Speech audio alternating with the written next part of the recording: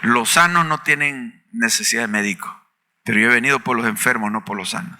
Es la prioridad y debería ser nuestra prioridad, los inconversos.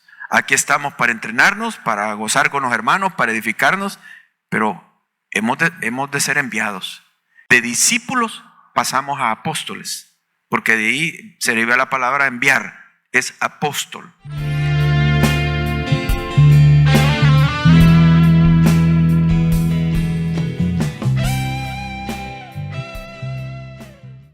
Esta es la continuación del mensaje del domingo anterior, el mejor objetivo de esta vida. Habíamos hablado de que uno necesita un objetivo para vivir. Aquel que no tiene una meta, proyectos, un objetivo, pues pierde ya el deseo de vivir y mejor se suicida, ¿va? Pero nosotros vamos tras algo, por eso eso nos reanima. Pero ¿quién traza el objetivo de nuestra vida? ¿Nosotros o Dios? Lógicamente Dios, ¿verdad? Porque yo no soy dueño de mi vida como usted tampoco. Yo no me hice, yo no me diseñé a mí mismo.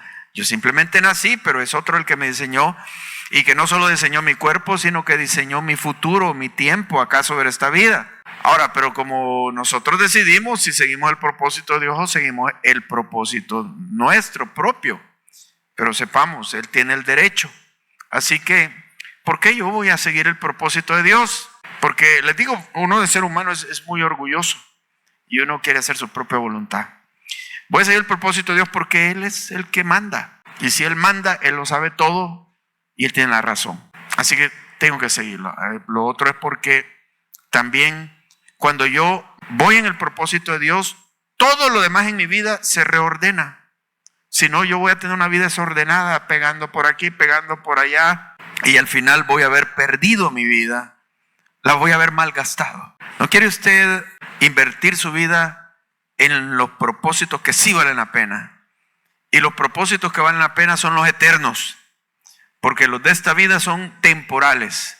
Cuando usted se va, no se lleva nada. Claro que hay que cumplirlos, hay que hacer lo que tenemos que hacer acá, pero sepa que eso es de una categoría secundaria ante el propósito más importante, el llamamiento de Dios para nuestras vidas, para su vida. Así que Dios, pero para que adoptemos el propósito de Dios hay que morir a nosotros, porque el yo es el que lucha, el que se le opone a la voluntad de Dios. Entonces yo tengo que decir, bueno, Señor, me rindo, ¿y qué es lo que quieres de mí? Morir a nosotros, debemos de creerlo. Esto es el propósito de Dios para mi vida y además tenemos que priorizarlo. Es para esto, para lo que yo vivo.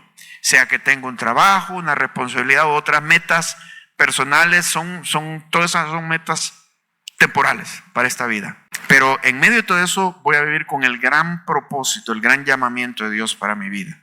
Y entonces todo va a estar reordenado y todo lo demás va a ser provisto y respaldado por Dios. No hay cosa más grata para el corazón de Dios cuando le decimos, sí, está bien, Señor. Y nos unimos a su propósito.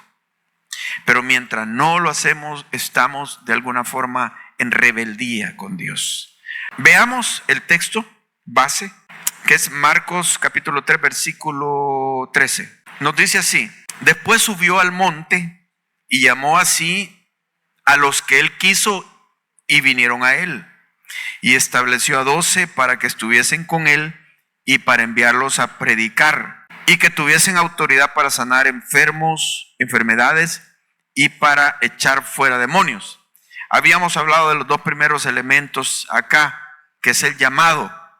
Lo llamó a los que Él quiso, o sea, predestinados. Dios nos conoció desde antes y usted está aquí porque Dios lo ha llamado. Si no, usted andaría en otra parte como un inconverso. Pero ya eso revela que el paquete es completo. Si Dios lo llamó, Él lo llamó para algo. No simplemente por llamarlo o solo para salvarlo. Es para llevar fruto. No me elegiste vosotros a mí, yo os elegí a vosotros. Y yo os he puesto para, aquí está el propósito, para que llevéis fruto y que vuestro fruto permanezca. Que usted reproduzca más. Dios es así. Es un privilegio. Así que nos llamó, nos reclutó también en el sentido de que les dijo a ellos que estuvieran con Él. O sea, que lo siguieran. Ellos estaban todo el tiempo con Jesús, aquí, digamos, había un compromiso, no había aquel grupo abierto de que yo voy y salgo cuando yo quiero, sino que era para estar con él. Ahora, si alguien no quería, pues entonces que se fuera, no había problema. Pero los que iban a estar es porque estaban conscientes de que primero iban a estar con él. Al estar con él, lo veían, lo escuchaban, aprendían de él, veían sus reacciones, iban identificándose con él. Así que nuestro propósito aquí también es conocer a Jesús. Venimos a la iglesia para oír su palabra, tenemos nuestro tiempo personal de oración, de estudiar la Biblia, para aprender de él. Eso es ser discipulado. Discípulo significa alumno. Pero venía lo demás, que es para ser enviado y empoderado. En estos dos aspectos nos vamos a quedar esta mañana acá, para hablar de ser enviado y ser empoderado para la obra que nos ha llamado. Primero hablemos de ser enviado. ¿Enviado a qué? Porque el texto dice, para que estuviesen con él y para enviarlos a predicar. Ya en sí la palabra se deriva de apóstol. Entonces ellos eran discípulos para ser apóstoles. Es el paquete completo. Usted no puede ser solo discípulo. Tiene que ser un apóstol enviado. ¿Se ha dado cuenta de esto? Lo diría porque algunos estarían de acuerdo. Bueno, está bien, yo me comprometo, yo voy a la iglesia, soy discípulo de Jesús, voy a aprender. Pero ser enviado, ya platíquenme lo mejor, ¿de qué se trata? Bueno, ser enviado es ser enviado a los inconversos, a ganarlos. Es parte del asunto, usted no puede negarse a eso. Ahora, la pregunta es, ¿cómo le está haciendo usted a estas alturas? ¿Está cumpliendo esa parte del llamado? Entonces, ser enviado es meterse entre ellos. Ya vamos a ver un poquito más sobre esto, pero esto complica porque es más fácil estar con los cristianos, en un sentido. Porque usted está en un ambiente aquí no hay chistes rojos, no hay malas palabras, no hay pleitos, no hay insultos, no hay bolos que se metan acá o que empiezan los hermanos a tomar y empezaron a pelear. Aquí no hay de eso, aquí todo es bien sano, tranquilo, y es propósito de Dios que sea así, pues estamos siendo transformados. Pero ya entrar al mundo inconverso ya es otra cosa, ¿no? Alguien me decía, no, pastor, usted bien tranquilo aquí porque solo con creyentes se relaciona. Nosotros tenemos que estar en la selva ya con los inconversos. Qué bendición, les dije yo. Qué bendición, porque ahí pueden ganar gente. Aquí ya no, ya están ganados. Y Jesús dijo, yo he venido por los enfermos y no por los sanos. Así que es de estar con los inconversos. ¿Cómo? Como testigo. Somos testigos de Él. Digamos que él lo dijo de esta manera, pero recibiréis poder cuando haya venido sobre vosotros el Espíritu Santo y me seréis testigos en Jerusalén, en toda Judea, Samaria y hasta lo último de la tierra. Ser testigo es bien clave. Cuando usted piensa, ¿cómo voy a evangelizar a una persona no creyente? ¿Cómo le voy a hablar de Cristo? Claro, hay parte del mensaje que podemos saber y que debemos de saber, qué decirle. Pero una cosa tan sencilla es ser testigo, o sea, decirle aquello de lo cual yo he sido testigo. Si le preguntara así con honestidad en el fondo, ¿usted qué lo hizo cambiar? ¿Por qué usted sigue a Cristo? ¿Por qué vino a Él? ¿Qué lo motivó? ¿Qué sucedió en su vida? Todas esas preguntas se las hace una persona inconversa, aunque no sea religiosa. En algún punto de su vida se las hace. Quizás por mucho tiempo pueden pasar años donde no piense esas cosas mientras todo va bien. Pero cuando está en dificultades, momentos de reflexión, piensa, ¿y qué hay en la otra vida? ¿A dónde voy a ir? ¿Cuál es el sentido de la vida? ¿Cuál es el propósito? Esas dos respuestas las recibí yo en Dios, en Cristo. Todo me llevaba a que la respuesta únicamente podría encontrarse en un Dios todopoderoso, en su palabra. Y por esa razón estoy aquí. Yo me convertí. Entonces, cuando yo platique con un inconverso, yo le puedo contar eso. Y yo sé que el inconverso se identifica porque él ha de tener los mismos pensamientos que yo. En la Biblia, la mujer samaritana, cuando ella conoció a Jesús, fue a invitar a todo su pueblo que vinieran y que vieran a Jesús. Y lo que ella les dijo, su propio testimonio era este: venid y ved a un hombre que me ha dicho todo lo que he hecho. Ese era su testimonio, eso es lo único que les dijo. y se vino el montón de gente. Ella era testigo de eso. Ahora la pregunta es, ¿y usted de qué es testigo? De Cristo. Algo que valga la pena es lo que le ha sucedido a usted en su vida en relación a Dios. Tal vez no se va a poner a explicar una doctrina teológica y teoría, porque a veces podemos abrumar a una persona inconversa hablándole teología y cosas para que la entienda y no le cabe. Pues la persona va más con el testimonio de vida. ¿Cómo es que vino a Cristo? Es la manera de ganarlo. No se necesita ni que usted haya estudiado en un seminario para ganar personas para Cristo. Nos equivocamos pensando que la gente anda detrás de teólogos y de grandes conceptos. No, hermano. La gente anda detrás de situaciones de la vida real, de testimonios de vida. Y eso usted lo tiene. Compártale eso. Ahí después le va a compartir ya cosas más avanzadas, pero no se van a convertir por eso. Entonces Jesús mucha razón dijo cuando dijo, me seréis testigos. Así que usted ya tiene el mensaje que le puede dar a una persona no creyente, hablarle alrededor de eso. Eso a usted le da la libertad de ser usted mismo para hablar de Cristo, porque Dios nos usa tal como somos, con sus propias palabras, su propia forma de ser, genuino. La gente inconversa puede notar cuando algo es genuino. Y eso nos lleva a que muchas veces no vamos a evangelizar probablemente de la misma manera. Jesús no evangelizó de la misma manera a dos personas, ni los apóstoles. Siempre había una situación diferente, un contexto diferente en el cual se estableció una plática evangelística y la persona vivía una situación diferente que otros. Entonces había una versatilidad en el instrumento. En usted tiene que haber una versatilidad como instrumento de Dios para hablar de Cristo. Pero usted tiene que tener el mensaje bien claro, el mensaje del testimonio, que usted es testigo de algo. Pero si usted no ha aceptado a Cristo, no es testigo de nada. ¿Qué va a decir? No tiene nada que decir, porque usted no ha recibido un cambio real. De lo único que puede hablar es de religión. Pero la gente está harta de religión. Quiere vida. ¿Y qué es la vida suya? ¿Qué es lo que a usted lo ha transformado? Me seréis testigos. Jerusalén, Judea, Samaria y el último la tierra. O sea, la visión de Dios no se limita solo a nuestro país. Digamos que nuestro país está saturado ya de evangélicos y de iglesias. Y hay un montón de evangélicos caídos. Porque, hermanos, donde uno vaya a evangelizar, muchos le van a decir, sí, yo me congregaba. Yo fui diácono. Es que mi papá fue pastor. Yo estuve en una iglesia. Pero entonces se necesita una evangelización más de ir y estar con ellos. No van a entrar acá, hermano. Hay que ir, por eso somos enviados. Raro el que iba pasando por la calle y que entró a aceptar a Cristo acá. Raro. Que sí sucede, porque ha sucedido. Esto es como que alguien quiera pescar. Vamos a navegar y en lo que andamos en la lancha, los pescados se van a tirar dentro de la lancha. De ahí se van a convertir. Miren, uno puede abrir un local de predicación y nadie entra, hermano. O raro el que lo haga. Es que hay que ir y hacer relaciones con la gente. Hay que acercarse. Hay que ir con la gente. Porque no van a venir así nomás. Por eso dice, los envió para que estén entre ellos compartiendo. Y ahí es donde se van a dar las situaciones de evangelismo. Muchas veces los creyentes estamos tan ocupados en muchas actividades de la iglesia que no vamos a los inconversos. Inclusive se considera que ir a los inconversos es como poder contaminarse.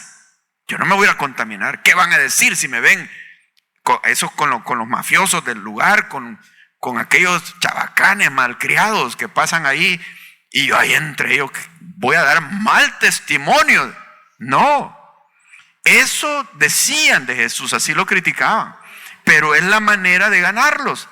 Así que hay que ir para evangelizar. Pero hay otra cosa que quiero destacar, que cuando somos llamados nos sentimos responsables de ese llamado, de cumplir ese llamado. Miren lo que dice Pablo acá: porque si anuncio el evangelio, no tengo por qué gloriarme. Que yo vaya a decir, yo estoy predicando y se me están convirtiendo gente. No puedo gloriarme, porque es lo menos que puedo hacer. No tengo por qué gloriarme. ¿Por qué? porque me es impuesta necesidad, y ay de mí si no, wow, no le tiemble el corazón a usted, hermano. Y ay de mí si no anunciar el evangelio. Yo quiero que usted se sienta inquieto, porque debe de sentirse así, que sienta una carga en su corazón, porque es que tiene que sentirla, hermano. Como Pablo lo decía también, soy deudor. Usted tiene una deuda. Soy deudor del evangelio, a judíos y a no judíos. Usted no sé si se siente tranquilo teniendo una deuda. No debemos de sentirnos tranquilos, debemos pagarla. Ay de mí si no anunciar el evangelio. ¿Y por qué? Que Dios nos va a castigar, nos va a condenar. La salvación es por gracia, no por obras. Pero Dios nos va a demandar la sangre de los inconversos.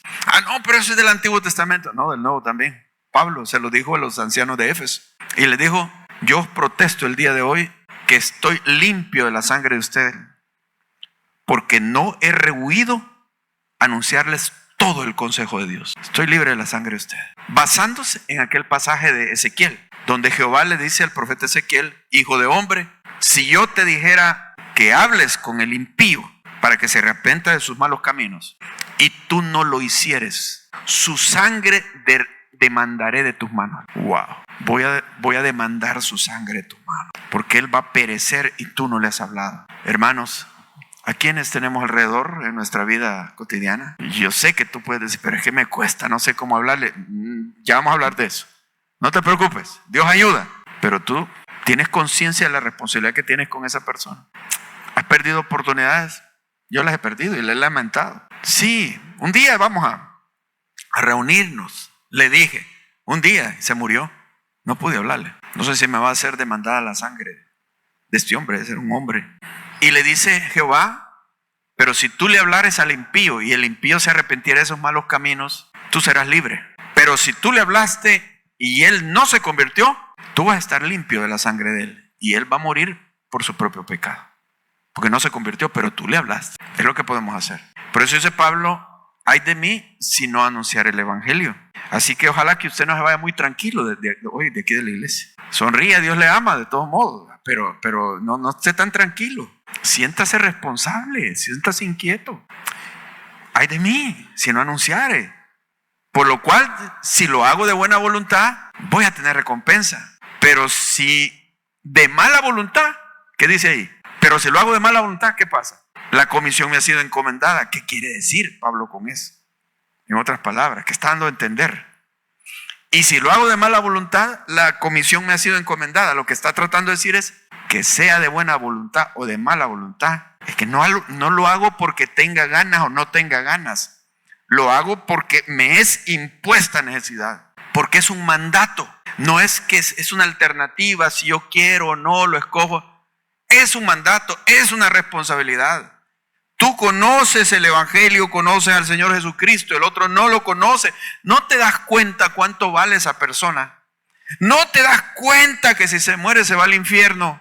Irremisiblemente, no hay purgatorio, no hay manera de regresar. Algunas dicen, he leído en ocasiones que quizás la gente en el infierno podría pensar en ti y estar pensando en ti y saber que no le hablaste. O alguien, algún amigo te podría, si te ve, no hay en el infierno, porque entonces quiere decir que no te salvaste. ¿Por qué no me hablaste? No, si yo te invité una vez. No, hombre, pero me hubieras insistido, me hubieras obligado, me hubieras jalado, me hubieras despertado. Hermanos, no estamos jugando. Hay un infierno eterno y la gente se va ahí si no recibe a Cristo. Tengamos compasión de ellos, lloremos por ellos, oremos por ellos. Hagamos lo posible por salvarlos. El llamamiento del Señor no es un juego. Hay que ir, evangelizarlos. Nos es encomendada esa comisión. Querramos o no, nos es impuesta. Y usted sabe lo que es impuesto. Que lo haces o lo haces. No hay de otra manera. Y cuando Dios llamó a Jeremías, a Moisés que le puso un montón de excusas. No sé hablar y si me preguntan por todo, yo no sé cuánto, y al final cuando Dios le desbarató todas sus excusas, porque solo son excusas y Dios lo sabe, le desbarató todas sus excusas. Para otras cosas sí responde rápido, ¿verdad? No, para otras cosas sí tiene tiempo. Al final, que lo dejó sin argumento a Moisés le dijo así a Jehová, Señor, le dijo, ay, envía otro, no yo, a otro. En otras palabras le dijo, de todos modos, aunque me ganen los argumentos, no quiero ir, va. ¿Qué le dijo Dios? No le dijo, bueno, pues ni modo, uno te invité, pero no quise, no. Irás y lo harás. Que Dios tenga que llegar a eso, ¿va? Ahora alguien puede decir, no, yo me le escapo a Dios antes que llegue a eso. Jonás, vas a ir a Nínive a predicarle. Calladito agarró un barco para irse a España, que quedaba lejos de Israel, hermanos. ¿Qué pensaba él? Se imaginaba que Dios se le iba a perder. ¿Y qué se hizo Jonás? Tengo días de no lo encuentro. Creyó que le iba a hacer la jugada a Dios, ¿no? O tal vez podría decir, bueno, ya va bien lejos, ¿para qué lo voy a mandar a Nínive? Y el barco ya agarró camino y ya llegó a España. Y él podría tener una excusa y decirle a Dios, ¿cómo que me llamaste, verdad, Señor? Pero no te oí bien, fíjate, disculpa que no te pude responder bien el chat, ¿verdad? Solo lo vi, pero no lo consulté. Pero hoy, ¿cómo vas a creer que voy a ir a Nínive si estoy súper lejos del otro lado del mundo? Ahora tenía una excusa válida. No hay tal excusa. Y desata una tempestad y lo obligó a ir. Lo puso en una aflicción terrible. Ahí se arrepintió en cierta forma Jonás. El gran pez lo vomitó y salió del gran pez todo peloneado, manchado, pelado de la piel. Haber estado 3 días en los jugos gástricos de ese gran pez, con un olor a calamar podrido. Después de todo, era una cosa terrible, pero obediente. Predicó, hermanos, y se convierte toda la ciudad. A la fuerza lo llevó, porque días después se le revela a Dios y él quería que los ninivitas fueran condenados, que fueran matados por Dios. Y le dice Dios, ¿por qué estás tan triste? Yo ya sabía que los ibas a perdonar. Eres un Dios misericordioso, ¿verdad? Por eso yo no quería venir, pero lo hizo a la fuerza. Así que se cumple, como Pablo decía, si de mala voluntad la comisión me ha sido encomendada. ¿No será que a veces nos han sucedido tantas cosas porque es Dios quien está con la tempestad puesta? Porque no obedecemos a lo que Él quiere. Ahora usted póngase que esto no es solo para uno, es para todos los creyentes. Si usted ha sido llamado y salvado, es que tiene la comisión puesta. Que usted lo obedezca, pues va a ser cosa suya, va. Pero al final podríamos haber perdido toda nuestra vida, malgastado toda nuestra vida, porque no seguimos. Y tal vez Dios nos dé un ministerio hospitalario. Y entonces cuando estamos ahí con una enfermedad terminal y en los últimos días, ahí nos ponemos a evangelizar en el hospital a los compañeros de cuarto. Y ahí les empezamos a hablar de Cristo y nos volvemos evangelistas.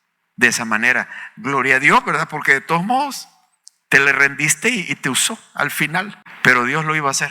Como le dijo a los israelitas, he de reinar sobre vosotros, aún con mano fuerte, he de reinar sobre vosotros. Así que mejor comprenderlo antes y agradecerle y sumarse a este esfuerzo de evangelizar, de integrarse. Integrar significa que voy a ir a los inconversos y voy a hacer amistad con ellos. Sí, amistad con ellos. Amémoslos, veámoslos como amigos. Mire lo que dice la Escritura. Se acercaban a Jesús todos los publicanos y pecadores para oírle. Se acercaban ¿quiénes? No los santos, no los santurrones, los fariseos, no. Los propios pecadores eran atraídos por el Señor Jesucristo. ¿Qué tenía Él? ¿Y qué tenemos a veces los evangélicos que espantamos a los inconversos? Porque ellos de buena gana lo buscaban y querían oírlo. Y eran inconversos. Qué amor, qué actitud había en él para hacerlo. Y dice que los fariseos y los escribas murmuraban diciendo, a los pecadores recibe y con ellos come. En otra escritura dice que le llamaban hombre comelón, bebedor y amigo de pecadores. ¿Y qué? Que hablaran. Jesús dijo, los sanos no tienen necesidad de médico, pero yo he venido por los enfermos, no por los sanos. Es la prioridad. Y debería ser nuestra prioridad, los inconversos. Aquí estamos para entrenarnos, para gozar con los hermanos, para edificarnos, pero hemos de ser enviados. De discípulos pasamos a apóstoles, porque de ahí se deriva la palabra enviar, es apóstol. Además, hay que discipular, enseñándoles, dijo Jesús, todas las cosas que os he mandado, que guarden todo. Por eso insistimos aquí en estudiar más, en congregarse, en estudiar la palabra, en venir a cursos que se dan acá, materias, para estudiar todo el consejo de Dios, porque ustedes necesitan todo el consejo, no solo pasajes favoritos. Es como que usted es una persona que solo come tortilla y toda su vida es la tortilla, desayuno, almuerzo y cena. Entonces está mal nutrido. Pero si hay muchos creyentes, solo promesas de Dios bonitas que le hablan, que Dios le va a dar gozo y paz y el Señor es mi ayudador y todo. Qué bueno, hermoso, y eso lo necesitamos. Pero no quiere más. Te necesito oír de todo. Entonces aquí hay facilidad y ojalá hubiese hambre y sed de estudiar la palabra para inscribirse, para meterse a estos cursos. Porque al menos yo tengo la responsabilidad de enseñarles todo. Y hacer como Pablo dijo, estoy limpio de la sangre de ustedes, Dios, porque no he rehuido hablarles, dice, todo el consejo de Dios. No solo algunas doctrinas, algunas cosas, todo. Él sabrá. Yo le digo, Señor, hay muchos pasajes que la gente no quiere oír, no les interesa. Pero yo debo de predicarles y debo de enseñárselos. Porque a la gente quisiera solo oír enseñanzas, cómo salir de mis deudas. Claro, Dios tiene principios maravillosos sobre eso. Pero no solo es eso. Te necesita el Antiguo, el Nuevo Testamento y todos los pasajes. Así que eso es discipular. Llevar a un discípulo, un aprendiz para que sea un apóstol. Tú pues, hijo mío, esfuérzate en la gracia que es en Cristo Jesús. Lo que has oído de mí ante muchos testigos, esto encarga a hombres fieles que sean idóneos para enseñar también a otros. Tú pues sufre penalidades como buen soldado de Jesucristo. Buenos soldados que se conviertan en soldados.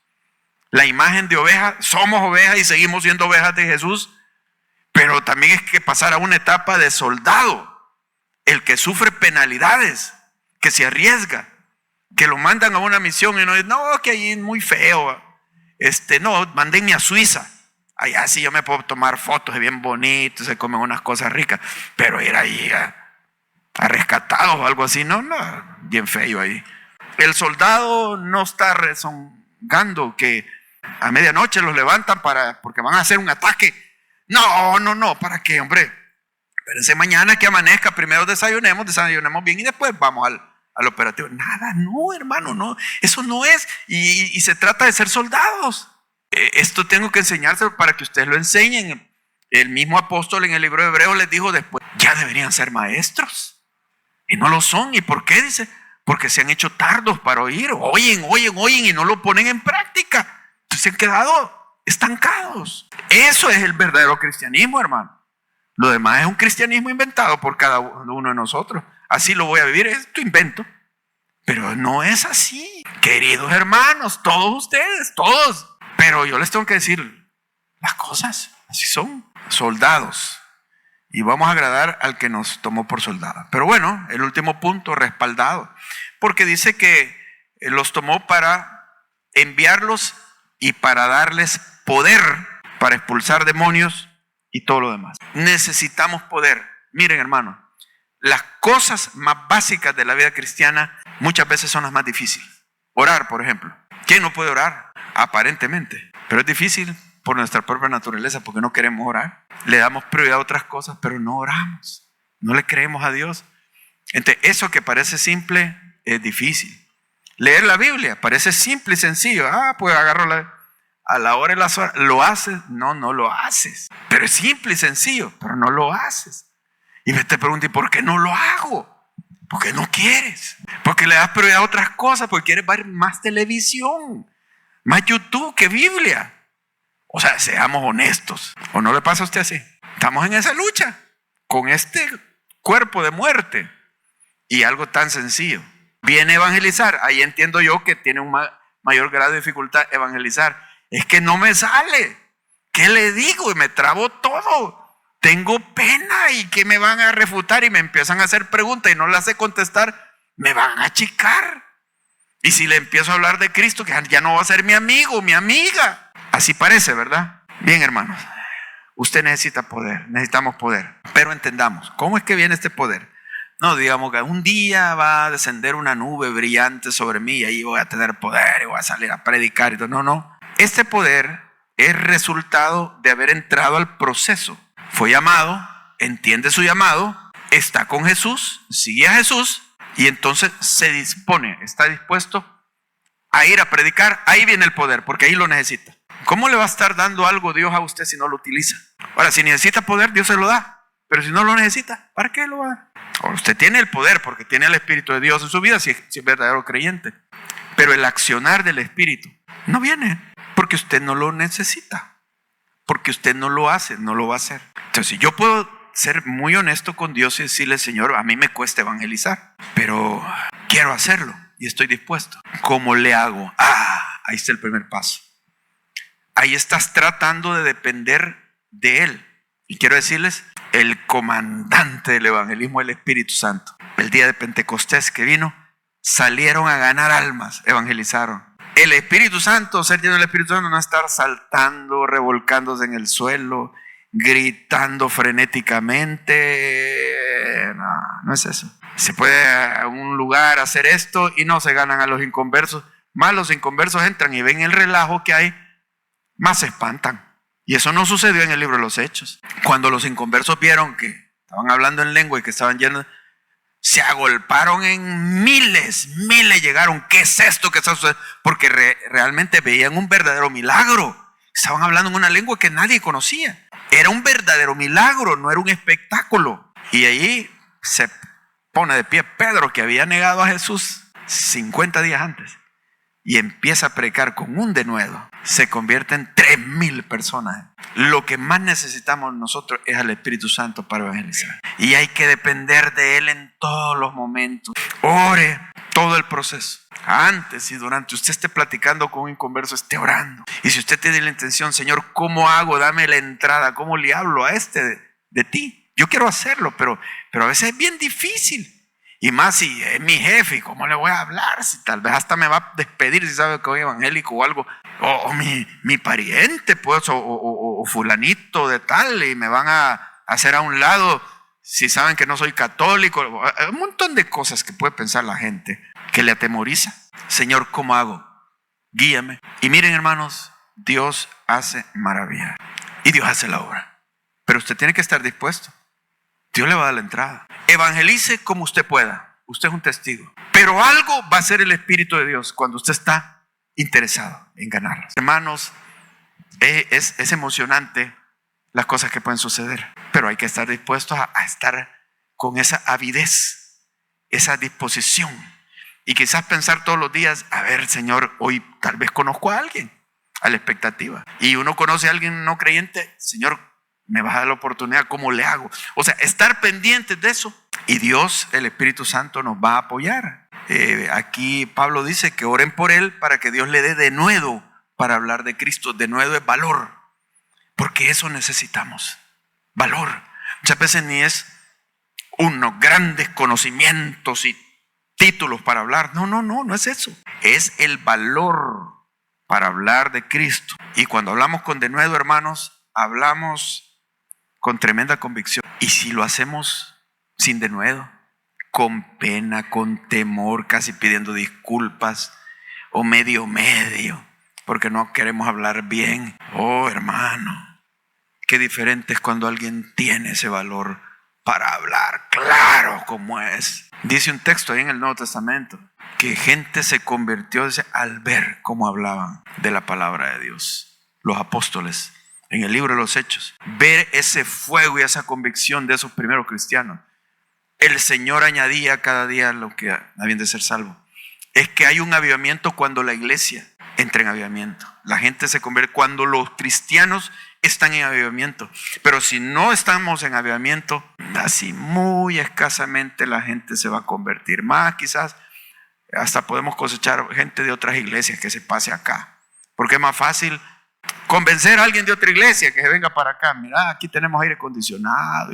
Y si en su iglesia no tienen y todo, ay, de veras que ya me voy a venir para acá. Bueno, si alguien de otra iglesia se viene, pues, y es por decisión propia, pues amén, bienvenido, ¿verdad? Pero nuestro objetivo es ir a los meros inconversos, los que cuestan. Pero esos son los preciosos, porque dice que hay gozo en los cielos cuando uno de ellos se arrepiente. No dice que hay gozo en los cielos cuando la familia tal se pasó para otra iglesia. Ay, qué gran gozo. No tiene mayor significado. Es cuando un inconverso, un pecador viene a Cristo. Así que hay un poder grande en Dios, y si te cuesta, no te preocupes, pero ora, trata de depender del Espíritu y ahí me vas a contar las cosas que Dios hace. Vamos a cerrar nuestros ojos y a orar.